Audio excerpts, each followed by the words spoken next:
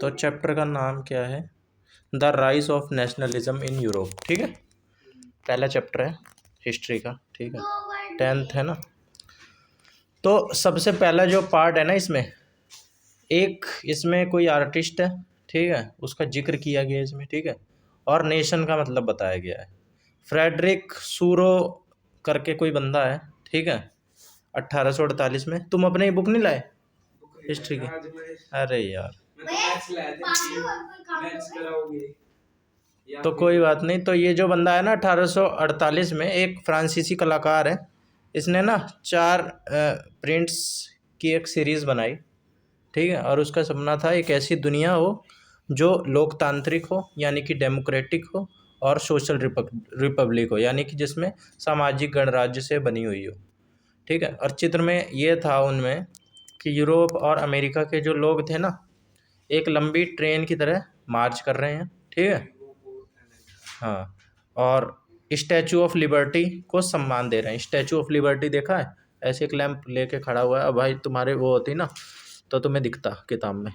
उसको स्वतंत्रता की देवी के रूप में जाना जाता है, स्टैचू ऑफ लिबर्टी, तभी नाम पड़ा है उसका।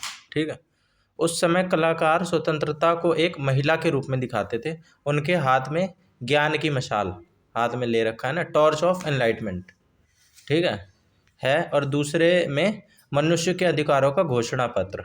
एक हाथ में लाइट है, मतलब वो है, और दूसरे में है एक किताब जैसी। ठीक है, जिसे charter of the rights of man भी कहते हैं, charter of the rights of man. ठीक है, अब इसमें ही कुछ जो चित्र है, अब चित्र होता तो यार मज़ा आता।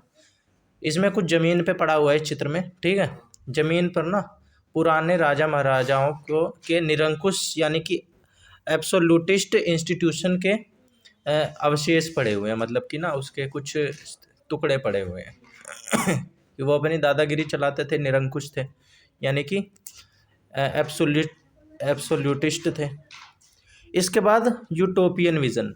यूटोपियन विज़न का मतलब ये है, सोरयू जो बंदा था उसका ये सपना था कि एक यूटोपियन का मतलब होता है कि एक कल्पना में कोई अपनी दुनिया बसा लेता है, कि ऐसी दुनिया होनी चाहिए। कल्पना में दुनिया बसा ली, उसे बोलते हैं यूटोपियन। ठीक है, यानी एक ऐसा समाज जो इतना आदर्शवादी हो, इतना अच्छा हो, ठीक है, कि उसका असलियत में होना लगभग असंभव हो। ठीक है, इतना अच्छा कि भाई दुनिया में कुछ मारधाड़ है ही नहीं, सब अच्छे हैं, सब एक दूसरे की मदद कर रहे हैं, सब एक दूसरे पे जान छिड़क रहे हैं। ठीक है, इतनी अच्छी दुनिया है। अब वास्तविक में तो ये पॉसिबल है नहीं ना, इसी को बोलते हैं यूटोपियन। ठीक है, तो ये बताओ, स्कूल में नहीं करवाया गया क्या ये चैप्टर? स्कूल में बहुत पहले करा दिया था, तो ध्यान नहीं दिया, समझ में तो आ रहा है। ठीक है, अब देखो भाई, ये तो ऐसा ही चैप्टर है, अब इसमें जैसा है वैसा है। अब इसमें नेशन स्टेट, ठीक है, एक टर्म है। तो आज हम जिसे भारत, अमेरिका या फ्रांस कहते हैं, ठीक है, अलग अलग देश है ना, वे हमेशा से ऐसे थे नहीं। पहले राजाओं के साम्राज्य होते थे, पहले राजा महाराजा होते थे, है ना। तो जहाँ अलग अलग भाषा बोलने वाले लोग भी रहते थे। ठीक है, तो इसी को ही नेशन के स्टेट के रूप में जाना जाता था। ठीक है, अब मॉडर्न स्टेट, जहाँ पर एक केंद्रीय शक्ति का नियंत्रण हो, मॉडर्न स्टेट ये है, एक केंद्रीय शक्ति होती है, वो कंट्रोल करती है सबको। ठीक है, और क्या कहते हैं नेशन स्टेट में, और क्या था, ये एक ऐसा देश जहाँ के ज़्यादातर नागरिक, ना कि सिर्फ शासक, ठीक है, ज़्यादातर नागरिक जो रह रहे हैं के मन में एक साझा पहचान, कॉमन आइडेंटिटी, कि हम ये हैं। ठीक है, हम यहाँ के निवासी हैं, यहाँ के नागरिक हैं। ठीक है, और साझा इतिहास हो, उनका हिस्ट्री भी कॉमन हो। ठीक है, कि हम यहाँ से सारे आए हैं चल के। और ये पहचान अपने आप में नहीं बनी, बल्कि बहुत सारे उन्होंने स्ट्रगल करे। ठीक है, और नेताओं ने भी बहुत सारे काम करे, तब जाके उनकी वो आइडेंटिटी बनी है। ठीक है, अब एक बंदा है अर्नेस्ट रेनन। ठीक है, उसने क्या बताया अपने नेशन के ऊपर, कि नेशन का मतलब क्या है। तो ये बंदा जो था अर्नेस्ट रेनन, ये एक फ्रांसीसी फिलोसोफर था। ठीक है, इसने कहा कि राष्ट्र केवल एक ऐसी भाषा या धर्म से नहीं बनता, यानी लैंग्वेज और रिलीजन से नहीं बनता। ठीक है, उसके अनुसार एक राष्ट्र जो होता है ना, एक नेशन, उसके लिए बड़ी लार्ज स्केल सॉलिडेरिटी चाहिए। लार्ज स्केल सॉलिडेरिटी मतलब एकजुटता, सब एक ही। ठीक है। इसका अस्तित्व एक प्लेबिसाइट यानी कि जनमत संग्रह, यानी कि सब एक उस पर वोट दे रहे हैं, जैसे वोटिंग, ठीक है, यानी वहाँ रहने वाले लोग की सहमति हो, ठीक है। और इसी को ही उसने अर्नेस्ट रेनन ने इसी पे ही विचार अपना दिया था, ठीक है। अब दूसरी चीज़ ये है फ्रेंच रिवॉल्यूशन, ये थोड़ा सा है जरूरी, ठीक है। चुप।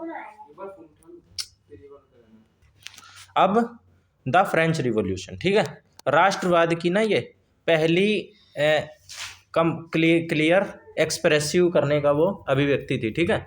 1789 में फ्रांसीसी क्रांति हुई थी, ठीक है। ये डेट तुम्हें याद रखनी है, बहुत जरूरी है। 1789 में, ठीक है।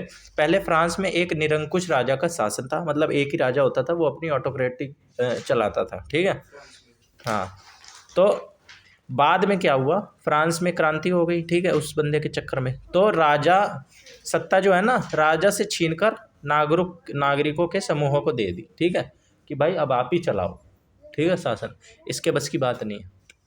तो जो कलेक्टिव आइडेंटिटी, जो क्रांतिकारियों ने ना एक अपनी ना, जो क्रांति जिन लोगों ने छेड़ी थी, उन्होंने अपनी कलेक्टिव आइडेंटिटी बना ली, यानी सामूहिक पहचान बना ली। अब वो बनाई कैसे, जैसे हमारे स्कूल में तुमने देखा है, स्कूल में यूनिफॉर्म होती है ना, और झंडा वगैरह भी देश का होता है, ठीक है, ताकि हम सब महसूस करें कि हम सब एक है, ठीक है। वैसे ही फ्रांस में भी ये बदलाव किए गए। अब बदलाव क्या क्या थे ये देखो। अब इसमें ये फ्रांसीसी टर्म्स हैं, ली पैट्री और ली सिटियन, ठीक है, मतलब इसका ये होता है पितृभूमि और नागरिक। पितृभूमि मतलब पैटर्नल लैंड, ठीक है, जो हमें मिली है, और नागरिक यानी सिटीजन। जैसे विचारों ने एक संयुक्त समुदाय पर जोर दिया, ठीक है, जिसे संविधान के तहत समान अधिकार मिले, ठीक है, एक कॉन्स्टिट्यूशन होगा और सबको इक्वल राइट दिए जाएंगे, ठीक है, पहली चीज़ ये। फिर एक झंडा बनाया गया, ठीक है, पुराना जो झंडा था उसको हटा दिया जो राजा का था, नया झंडा अपना लिया गया, ठीक है। उनके झंडे में भी 3 कलर ही थे, ट्राई कलर, ठीक है। फिर एक नेशनल असेंबली भी बनाई गई, ठीक है, जिसमें स्टेट्स जनरल का चुनाव सक्रिय नागरिकों द्वारा किया गया और उसका नाम बदलकर नेशनल असेंबली रख दिया गया, ठीक है। नई स्तुतियाँ और कस्में, राष्ट्र के नाम पर नए संगीत लिखे गए और शहीदों का सम्मान किया गया, ठीक है। एक ऐसा कानून एक जैसा कानून बनाया गया, और ठीक है, पूरे देश के लिए एक समान कानून और वेट्स एंड मेजर्स, माप तौल की एक प्रणाली अपनाई गई, ठीक है। फिर भाषा, क्षेत्रीय बोलियों को कम किया गया, ठीक है, और पेरिस की फ्रेंच भाषा को, जो फ्रेंच भाषा है ना, उसको राष्ट्र की मुख्य भाषा बना दिया गया, ठीक है। अब नेपोलियन आया बंदा, एक नेपोलियन बंदा था, वो आया 1804 में सिविल कोड ऑफ 1804 लेकर, ठीक है। 1799 के बाद नेपोलियन बोनापार्ट, नाम सुना है ये, नेपोलियन बोनापार्ट ने फ्रांस की कमान अपने हाथ में ले ली, ठीक है। हालांकि उसने जो बाद में ना लोकतंत्र को ख़त्म कर दिया दोबारा से, ठीक है, लेकिन प्रशासन में क्रांतिकारी बदलाव किए, ठीक है। तो जो बदलाव किए उसे ही नेपोलियन कोड भी कहा जाता है, ठीक है। जन पर आधार, हाँ, बहुत सारे बदलाव किए, जैसे कि जन पर आधारित सारे विशेषाधिकार खत्म कर दिए। जैसे पैदा होते ही हमारे धर्म में क्या, हमारे देश में क्या होता है, जो जाति व्यवस्था है, ठीक है, जो बढ़िया जाति में पैदा हो गया उसका सम्मान है, ठीक है। तो उसने ये सारी चीज़ खत्म कर दी, जन्म के आधार पर सारे विशेषाधिकार खत्म, ठीक है। कानून के सामने सबको बराबर मान लिया उसने, ठीक है, और संपत्ति के अधिकार को सुरक्षित किया कि सबके पास संपत्ति कुछ ना कुछ होनी चाहिए, ठीक है। और सामंती व्यवस्था, फ्यूडल सिस्टम को ख़त्म कर दिया, ठीक है। और किसानों को दासत्व यानी कि सर्फडम से मुक्ति दिलाई, यानी कि किसान को दास बना के रख लेते थे लोग, उससे भी उसने मुक्ति दिलाई, ठीक है। और यातायात, ट्रांसपोर्टेशन और कम्युनिकेशन वगैरह को उस पर उसने काम किया नेपोलियन बोनापार्ट में, ठीक है। अब the making of nationalism Europe में राष्ट्रवाद का निर्माण, 18th सेंचुरी कब से लेके कब तक, 1700 से लेके 1800 तक, है ना, 1700 से लेके 1800 तक, 1701 से लेके 1800 तक सदी। इसके मध्य में यानी कि मिडल में यूरोप में कोई राष्ट्र कोई राष्ट्र राज्य नहीं थे, ठीक है। जैसे आज का जर्मनी या इटली है, तब कई ना छोटे छोटे राज्यों और साम्राज्यों में पूरा यूरोप बटा हुआ था, ठीक है। जैसे कि हैब्सबर्ग एम्पायर, ठीक है। हैब्सबर्ग एम्पायर में जर्मनी, इतालवी, मयार और पोलिश बोलने वाले अलग अलग लोग रहते थे, ठीक है। इन्हें जोड़ने वाली एकमात्र चीज थी सम्राट के प्रति निष्ठा। जो वहाँ का सम्राट था उसके प्रति निष्ठा, कि हम आपके प्रति अकाउंटेबल हैं, ठीक है, या हम आपके प्रति बहुत ही ईमानदार हैं, ठीक है। फिर एरिस्टोक्रेसी, कुलीन वर्ग, जो बहुत ही धनाढ़ लोग होते थे, जो बहुत अच्छे माने जाते थे सोसाइटी में, ठीक है, टॉप क्लास के। ये लोग जमीन के मालिक थे, ठीक है, बहुत ताकतवर थे, एरिस्टोक्रेट बोलते हैं इन्हें, ठीक है। और आपस में शादियों से जुड़े हुए थे। टॉप क्लास लोग अपने ऊपर में शादी कर लेते थे और जुड़ जाते थे एक दूसरे से, ठीक है। ये लोग फ्रेंच बोलते थे, इनकी जो भाषा थी वो ये बोलते थे फ्रेंच। इनकी संख्या कम थी, भाई टॉप के लोग हैं, कम ही होंगे, ठीक है। ओए काम करो। अब middle class, new middle class, जब इंडस्ट्रियलाइजेशन हुआ, इंडस्ट्रियलाइजेशन की वजह से शहरों का विकास हुआ, ठीक है, सिटीज़ डेवलप हुई और नई क्लास उभरी, ठीक है, मिडिल क्लास, ठीक है, जिसमें व्यापारी, उद्योगपति और धंधा करने वाले लोग थे, ठीक है। इसी शिक्षित मध्यम वर्ग ने सबसे पहले राष्ट्रीय एकता, ठीक है, नेशनल यूनिटी और कुलीन विशेषाधिकारियों के अंत की बात करी, ठीक है। मतलब कि जो टॉप के लोग हैं उनके हाथ में सारी पावर नहीं होनी चाहिए, नीचे तक भी पावर होनी चाहिए, ठीक है। अब लिबरल नेशनलिज्म, उदारवाद राष्ट्रवाद। लिबरलिज्म का मतलब होता है, ये एक लैटिन शब्द से आया लिबर, जिसका मतलब होता है आज़ाद, लिबरल सोच का, ठीक है, खुले सोच का, आज़ाद विचारों का, ठीक है। तो राजनीतिक रूप से इसका मतलब ये था कि सहमति वाली सरकार, ठीक है, संविधान और संसद, मतलब कि सबने एक अपनी, जैसे लोकतंत्र होता है ना, वैसे ही सबने अपनी सहमति से एक सरकार बनाई है, एक संविधान बनाया है और एक संसद बनाई है जहाँ से कानून वगैरह बनते हैं, ठीक है। और आर्थिक रूप से इसका मतलब ये था कि बाजारों की आज़ादी, ठीक है, और चीज़ों के आने जाने पर सरकारी पाबंदियों का खात्मा, ठीक है, मतलब सरकार इस पर कुछ नहीं करेगी, ठीक है, सब कुछ ओपन है, ठीक है, कोई भी कुछ भी खरीदे बेचे। इसके बाद जोलेवेरिन, ये एक बंदा रहा है, ठीक है, या बंदा है या ये क्या है, यह एक व्यवस्था थी, 1834 में आई थी, ठीक है। जर्मनी के 39 राज्यों में व्यापार करना मुश्किल था, क्योंकि हर जगह अलग अलग टैक्स और नाप तोल की व्यवस्था थी, ठीक है, हर जगह अलग अलग मेजरमेंट था और टैक्सेस अलग अलग थे। इसलिए प्रूसिया की पहल पर एक सीमा शुल्क संघ जोलवेरिन बनाया गया, जिसने जो टैक्स होते हैं ना, एक देश से दूसरे देश में जाने के लिए, इस बाधाओं को ख़त्म कर दिया और करेंसीज की संख्या 30 से घटाकर 2 कर दी। 30 अलग अलग टाइप की करेंसीज होती थी, वो घटा के 2 रह गई, ठीक है। इसके बाद 1815 के बाद एक नया रूढ़िवाद, न्यू कंजर्वेटिज्म। 1815 में नेपोलियन के हारने के बाद, नेपोलियन हार गया, ठीक है, 1815 में, और यूरोपीय सरकारें कंजर्वेटिज्म की ओर लौट आई। वे पुरानी परंपराओं जैसे कि राजशाही चर्च को बचाना चाहते थे, ठीक है। इसके बाद ट्रीटी ऑफ वियना की संधि, ब्रिटेन, रूस, प्रशा, ऑस्ट्रेलिया ने मिलकर यह संधि की ताकि नेपोलियन द्वारा किए गए बदलावों को ख़त्म किया जा सके, ठीक है। फ्रांस में फिर से बॉर्बन वंश को सत्ता दी गई, ठीक है। क्रांतिकारी, इसके बाद जो क्रांतिकारी लोग थे, रिवॉल्यूशनरीज, ठीक है, वो दमन के डर से कई लोग गुप्त तरीके से काम करने लगे, ठीक है, ताकि उन्हें दबा ना दिया जाए, वो अंदर ही अंदर सीक्रेट तरीके से काम करते, ठीक है। इसमें जो बहुत ही प्रमुख लोग थे वो थे इटली के गुजिप्पो मजीनी, ज्यूसेपे मसीनी, ठीक है। उन्होंने यंग इटली और यंग यूरोप जैसी गुप्त संस्थाएं बनाई। मैथ्सिनी का मानना था कि ईश्वर ने राष्ट्रों को मानवता की प्राकृतिक इकाई बनाया है। ईश्वर ने राष्ट्रों को मानवता की प्राकृतिक इकाई बनाया है, ठीक है, और ये मानता था। ऑस्ट्रेलिया के चांसलर मैटरनिक ने उन्हें हमारे सामाजिक आदेश का सबसे खतरनाक दुश्मन कहा, ठीक है। अब क्रांतियों का युग 1830 से लेके 1848 तक खूब क्रांतियाँ हुई, ठीक है। जुलाई क्रांति हुई 1830 में, ठीक है, जुलाई क्रांति के नाम से मशहूर हुई, ठीक है। इसमें फ्रांस के बारबरोन राजाओं को उठा के फेंक दिया गया, ठीक है। लुई फिलिप के नेतृत्व में संवैधानिक राजशाही व्यवस्था बनाई गई। उसने ये कहा कि जब फ्रांस छींकता है तो बाकी यूरोप को जुकाम हो जाता है। मतलब कि इतनी पावर फ्रांस की बताई कि अगर फ्रांस कोई भी एक्टिविटी छोटी सी भी करता है ना तो पूरा यूरोप हिल जाता है उससे।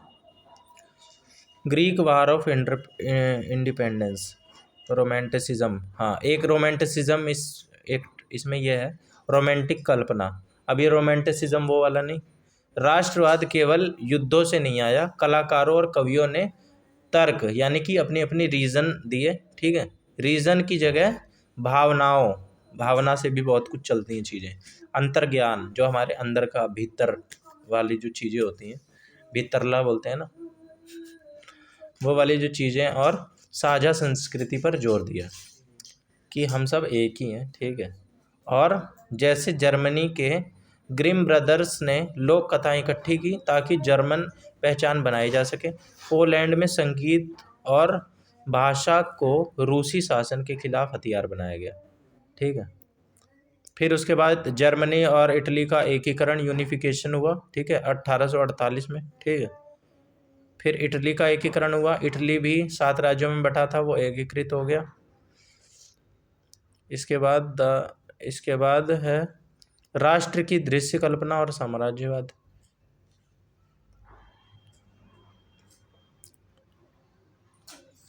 बस यही है इसमें कुछ देखो, इसमें कुछ क्वेश्चन है, वो मैं तुम्हें बता देता हूँ। 1848 की फ्रांसीसी उदारवादी क्रांति का क्या अर्थ था? 1848 में जब किसान और मजदूर गरीबी के खिलाफ लड़ रहे थे, ठीक है, तब शिक्षित मध्यम वर्ग ने भी क्रांति शुरू करी। उनकी मांगे थी कुछ कि संवैधानिक शासन होना चाहिए, यानी एक संविधान के तहत सरकार चले, ठीक है। राष्ट्रीय एकीकरण, यानी कि बिखरे हुए राज्य को एक देश के रूप में बना दो, ठीक है। संसदीय सिद्धांतों, यानी कि प्रेस की आज़ादी हो, ठीक है, प्रेस यानी कि मीडिया, ठीक है। और संगठन बनाने की आज़ादी, हम कोई भी अपनी ऑर्गेनाइजेशन बनाएं, ग्रुप बनाएं, ठीक है। ये हुई थी 1848 में उदारवादी क्रांति। उदारवादी यानी लिबरलिज्म, ठीक है, छूट दो, आज़ादी, ठीक है, पॉजिटिव काम के लिए। फिर उसके बाद फ्रांसीसी क्रांतियों ने सामूहिक पहचान बनाने के लिए क्या क्या कदम उठाए, ठीक है। तो पितृभूमि और नागरिक जैसे शब्दों का प्रयोग किया गया पहले तो, ठीक है, यानी कि ली पैट्री और ली सिटिजन। एक तिरंगा झंडा बनाया उन्होंने, नेशनल असेंबली बनाई, ठीक है, केंद्रीय प्रशासनिक व्यवस्था और समान मापतौल प्रणाली बनाई। भाई फ्रेंच में कहाँ से बंदे बना, ये यूरोप की बात चल रही है भाई। यूरोप की वो दूसरे, मैंने सोचा वो नेशनलिज्म इंडिया में है। हाँ, इंडिया में। हाँ, फ्रेंच भाषा को भी प्रोत्साहन दिया, ठीक है। इसके बाद नेपोलियन ने प्रशासनिक व्यवस्था को कुशल बनाने के लिए क्या क्या किया, ये भी क्वेश्चन आता है, ठीक है। 1804 के सिविल कोड उसने लाया, 1804 में एक सिविल कोड जिसमें ये 4-5 चीज़ें थी, 4 चीज़ें याद रख लो। जन्म पर आधारित विशेषाधिकार, यानी कि स्पेशल राइट्स खत्म कर लिए बाय बर्थ जो मिल रहे थे, ठीक है। और इक्वालिटी बिफोर लॉ, ठीक है, कानून के समक्ष सब इक्वल है, ठीक है, चाहे कोई कितना ही अमीर गरीब हो, ठीक है, उच्च वर्ग का हो, कुलीन वर्ग का हो, ठीक है, एरिस्टोक्रेट हो, कुछ भी हो। सामंती व्यवस्था का अंत, यानी कि कुछ जमींदार वगैरह होते थे, ठीक है, उसको भी ख़त्म कर दिया। और मुद्रा और मापतौल का मानकीकरण, यानी स्टैंडर्डाइजेशन, ठीक है। तो इस चैप्टर को तुम ऐसे समझ लो भाई, जैसे कि स्कूल में ना हाउस होते हैं ना, कई बहुत सारे स्कूल में हाउसेस होते हैं, लगते हैं तुम्हारे स्कूल में हाउस? पिछले स्कूल में थे। हाँ, तो बहुत सारे हाउसेस होते हैं, ठीक है, हाउसेस है मान लो, सबके अपने अपने अलग अलग रूल रेगुलेशन है, ठीक है, कि हम ऐसे चलेंगे, ऐसे काम करेंगे, सबने अपना अपना बना रखा है, ठीक है। और कोई किसी को एक दूसरे के हाउस, कई बार देखा होगा तुमने, पसंद नहीं करता। उनमें ना एक कंपटीशन की भावना रहती है कि हमारा हाउस सबसे आगे दिखे, ठीक है, हम ही चमके, हम इस हाउस के हैं तो हम ही चमके, बाकी सब भाड़ में जाए, ठीक है। तो फिर एक नया प्रिंसिपल आता है, एक प्रिंसिपल आया, ठीक है, जैसे कि वो नेपोलियन बोनापार्ट आया था, ठीक है। वो आया और सबको एक जैसा उसने क्या किया, अभी सब हाउस की यूनिफॉर्म अलग अलग है, उसने सबको एक यूनिफॉर्म दे दी, ठीक है, कि तुम सारे अलग नहीं हो, तुम सारे एक हो, ठीक है। काम अलग अलग कर रहे हो तो क्या हो, तो एक ही, ठीक है। काम तो स्कूल के भलाई के लिए ही होना चाहिए, ठीक है, क्योंकि स्कूल तो एक ही है, बेशक लोग उसमें अलग अलग हैं, जैसे देश में राज्य अलग अलग होते हैं, लोग अलग अलग कल्चर के होते हैं, ठीक है, वैसे ही। तो उसने यूनिफॉर्म दे दी, ठीक है, स्कूल की एक एंथम बना ली, ठीक है, जैसे कि नेशनल एंथम होती है, ठीक है, एक ही एंथम होगी, सबकी अलग अलग नहीं होगी, एक ही होगी, ठीक है, यूनाइट करने के लिए। और सबको बताया कि हम सब एक ही स्कूल के हिस्से हैं, ठीक है, बेशक पार्ट्स अलग अलग हैं तो क्या, ठीक है। तो यही काम यूरोप में राष्ट्रवाद ने, नेशनलिज्म ने किया, ठीक है, बिखरे हुए राज्यों को स्कूल यानी कि एक देश में बदल दिया, ठीक है। राज्य बहुत सारे बिखरे हुए थे, उनको सबको एक कर दिया, ठीक है। बस यही था इसमें, ये वाला, ठीक है।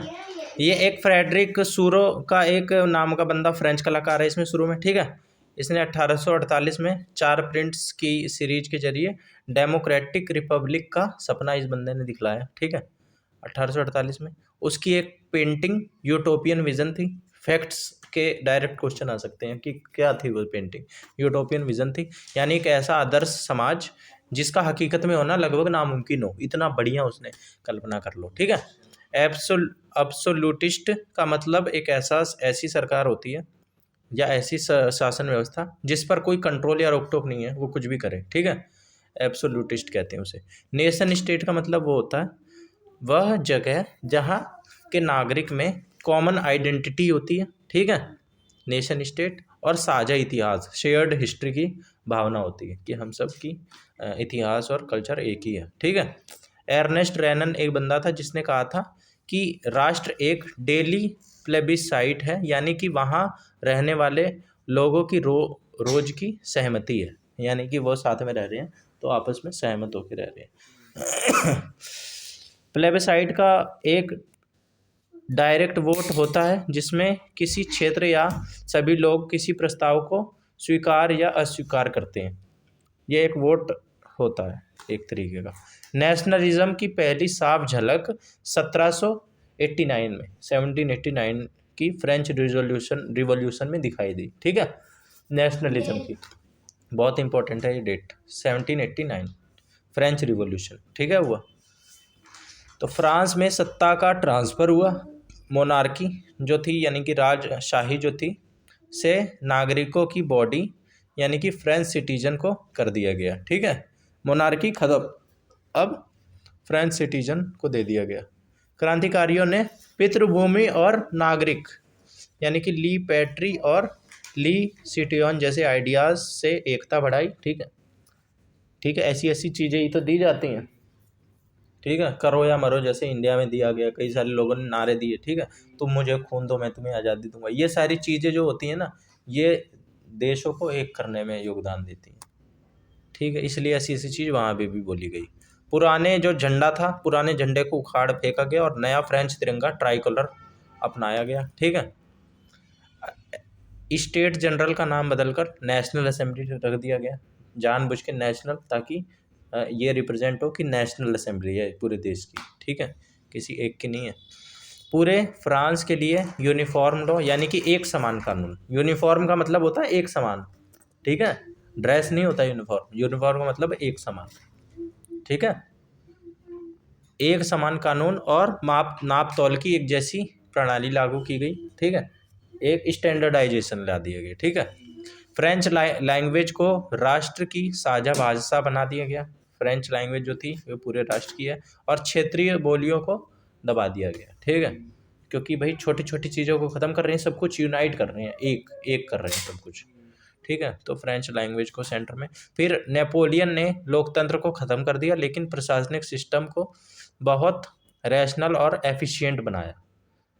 ठीक है, नेपोलियन जो बंदा था वो क्योंकि था भाई राजशाही वाला, लेकिन उसने रैशनल और एफिशिएंट कुछ कुछ काम सही भी करे। ठीक है, जैसे सिविल कोड ऑफ 1804।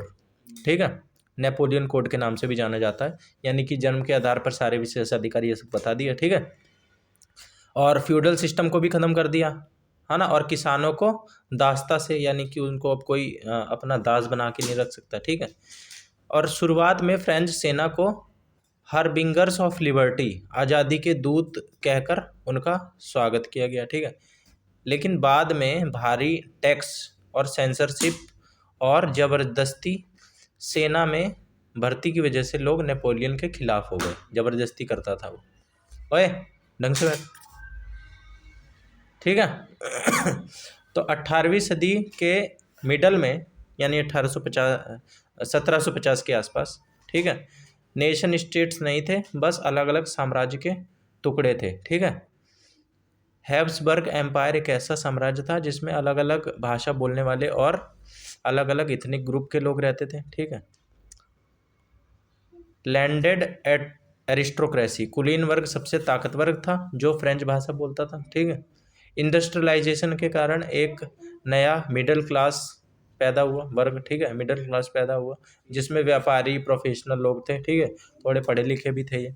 फिर लिबरलिज्म का मतलब तुम्हें पता ही है, जो मिडिल क्लास के लोग थे उनके लिए अपने आप को एक्सप्रेस करने का आज़ादी और कानून के समान बराबरी। ठीक है, लिबरलिज्म। इसके बाद सफरेज। सफरेज का मतलब होता है वोटिंग का अधिकार। ठीक है, वोट देने का अधिकार, जो सिर्फ पहले जिसके पास संपत्ति होती थी ना उनको था, कि भाई तुम्हारे पास प्रॉपर्टी है, तुम ही वोट दे सकते हो, बाकी नहीं।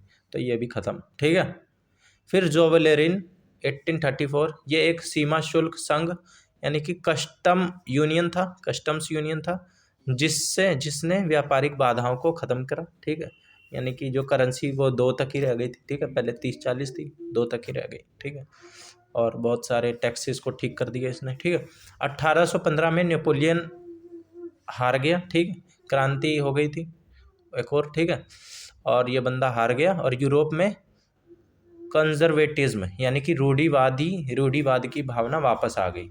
जो पहले थी वही दोबारा से उभरने लग गई। ये थोड़ा सा काम ठीक कर रहा था, लेकिन कुछ कुछ काम गलत भी कर रहा था, तो इसके खिलाफ भी क्रांति हो गई थी। ठीक है, फिर ट्रीटी ऑफ वियना हुई 1815 में। ट्रीटी का मतलब पता है ना, बहुत सारे लोग मिलके एक वो उस पर सहमत हो जाते हैं। ठीक है, कि भाई ठीक है आपसे यही होगा। ठीक है, ट्रीटी कर लेते हैं, समझौता कर लेते हैं। ठीक है, और वियना नामक एक जगह थी। वियना कहाँ है? वियना है ऑस्ट्रिया। ऑस्ट्रिया। अलग अलग है। हाँ भाई, ऑस्ट्रेलिया अलग है, ऑस्ट्रिया अलग है। दोनों एक ही उसमें है। नहीं, अलग अलग है। ऑस्ट्रिया यूरोप में है, ऑस्ट्रेलिया अलग से ही महाद्वीप है। देश है एक अलग। हाँ, तो इसका मकसद था बदलावों को ख़त्म करना और जो नेपोलियन के समय आए थे। ठीक है, उसको ख़त्म करना। ठीक है, मैटरनिच ने इतालवी यानी कि इटली का जो बंदा था क्रांतिकारी ज़ूपो मजीनी को हमारे सामाजिक व्यवस्था का सबसे खतरनाक दुश्मन कहा था। ठीक है, और मैजीनी ने यंग इटली और यंग यूरोप जैसी गुप्त सीक्रेट सोसाइटीज़ बनाई मैजीनी ने। फिर जुलाई रिवॉल्यूशन हुआ 1830 में, जिसमें फ्रांस के बॉरबोन राजाओं को हटाकर कॉन्स्टिट्यूशनल मोनार्की बनाई गई। ठीक है, ग्रीक वार ऑफ इंडिपेंडेंस ने पूरे यूरोप के शिक्षित वर्ग में राष्ट्रवाद की आग जला दी, सुलगा दी। ठीक है, ट्रीटी ऑफ कॉन्स्टेंटिनोपल ने यूनान को एक आज़ाद देश के रूप में मान्यता दी। रोमांटिसिज्म का मतलब एक सांस्कृतिक आंदोलन था जिसने तर्क के बजाय भावनाओं और लोक संस्कृति पर जोर दिया। कहते नहीं है ज़्यादा रोमांटिसाइज मत कर, यानी कि कुछ लोग मान लो गरीब होते हैं, वो सक्सेसफुल हो जाते हैं, तो वो उस गरीबी को बहुत ही रोमांटिसाइज करते हैं कि बहुत ही अच्छी चीज़ होती है गरीबी, ठीक है, वही आपको चमकाती है, ठीक है, उसी से ही आप निखर के आते हो, तो वो रोमेंटिसाइज करना हुआ, समझ रही हो ना मतलब।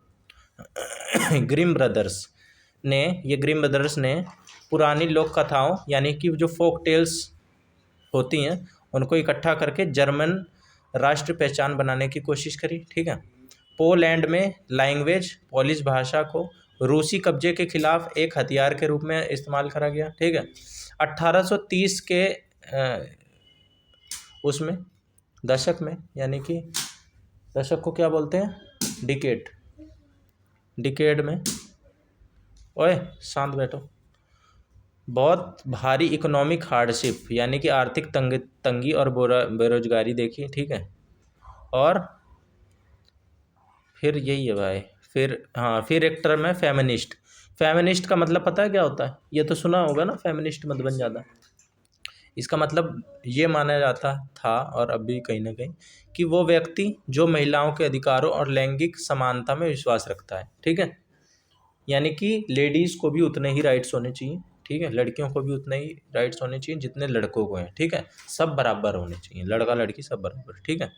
जर्मनी का एकीकरण प्रशा के नेतृत्व में हुआ और इसके आर्किटेक्ट ओटो वॉन बिस्मार्क थे, ठीक है, ओटो वॉन बिस्मार्क। जर्मनी को एक करने के लिए 7 साल में 3 युद्ध लड़े गए, ठीक है, 7 साल में 3 युद्ध हुए एक करने के लिए, और कैसर विलियम वन उसका वहाँ का राजा बना जर्मन का। इटली 7 राज्यों में डिवाइडेड था, जिसमें से केवल सार्डियाना पीडोमोंट ने इटली के राजा का शासन था। काउंट कोवर ने कूटनीति से ऑस्ट्रेलियाई सेना को हराया और इटली के एकीकरण का रास्ता साफ किया, ठीक है। फिर क्या है, फिर एक्ट ऑफ यूनियन एक 1707 में, इसके जरिए स्कॉटलैंड को इंग्लैंड के प्रभाव में लाया गया, ठीक है। हाँ, ये भी ज़रूरी है। कलाकारों ने देश को महिला का रूप दिया जिसे एलिगोरी कहा जाता था, जो आर्टिस्ट लोग थे उन्होंने देश को ना एक महिला का रूप दिया, ठीक है, जिसे एलिगोरी यानी कि रूपक, जो जैसे कि वो स्टैचू ऑफ लिबर्टी, ठीक है। फिर उसके बाद 1871 के बाद बाल्कान्स क्षेत्र यूरोप में सबसे बड़े तनाव का कारण बना, जहां स्लेव लोग रहते थे, स्लाव लोग, स्लेव नहीं स्लाव। फिर इसके बाद लास्ट है राष्ट्रवाद और इम्पीरियलिज्म, यानी नेशनलिज्म और इम्पीरियलिज्म, यानी साम्राज्यवाद के टकराव की वजह से अंततः फर्स्ट वर्ल्ड वार भी हो गया। फर्स्ट वर्ल्ड वार की कहीं ना कहीं जड़ें यहीं पे ही थी। फर्स्ट वर्ल्ड वार कब हुआ था, 1914 के आसपास, 14 को, ठीक है, 14 से 18 तक चला था।